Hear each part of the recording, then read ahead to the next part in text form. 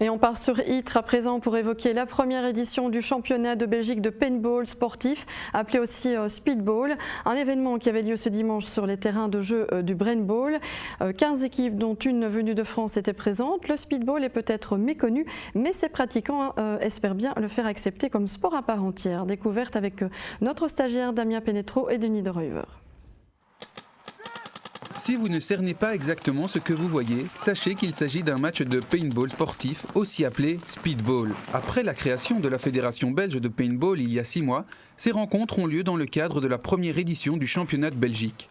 Les règles sont simples. 3 joueurs dans chaque équipe et il faut aller toucher la base adverse, ce qui rapporte 1 point. Il en faut 3 pour gagner un match. Chaque joueur touché par une bille est éliminé. Mais au fait, est-ce un sport populaire? C'est un sport qui est occupé de se développer et qu'on essaie de montrer de plus en plus que ça existe en sport et non pas le paintball, le bois comme tout le monde connaît, où c'est un jeu de guerre. Il y a également le côté sportif où tous les gens sont habillés en fluo dans des couleurs voyantes et non pas en camouflage, camo, en faisant la guerre, quoi.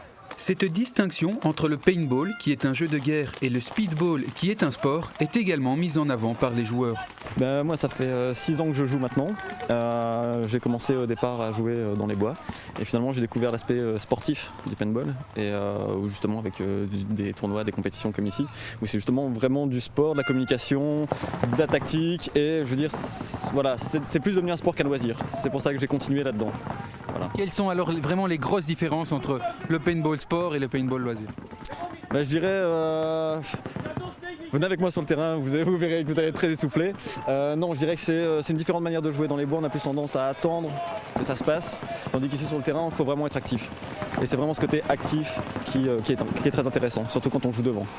Et bien sûr, comme dans tous les sports, le rôle des arbitres est essentiel. Mais au fait, quel est-il? Le rôle des arbitres au speedball, c'est de surveiller tous les joueurs pendant le jeu. Comme on joue quand même avec des grosses cadences de tir, on doit quand même être plus que les joueurs afin de regarder des deux côtés où ils jouent pour être sûr de directement pouvoir les sortir en cas d'impact.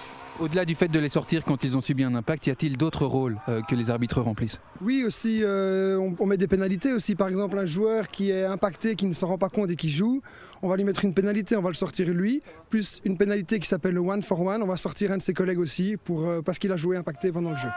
Si les règles sont strictes et que le sport ne laisse aucune place à l'erreur, il n'en régnait pas moins une atmosphère agréable et conviviale à Ytre ce dimanche. Avis aux amateurs de découverte, la plupart des clubs sont à la recherche de membres. Enfin, au niveau des résultats, c'est l'équipe Crossfire de Eeklo qui a remporté cette première édition du championnat de Belgique de speedball. A noter également la 3e place de l'équipe Apocalypse du Brainball de Braine-l'Alleud.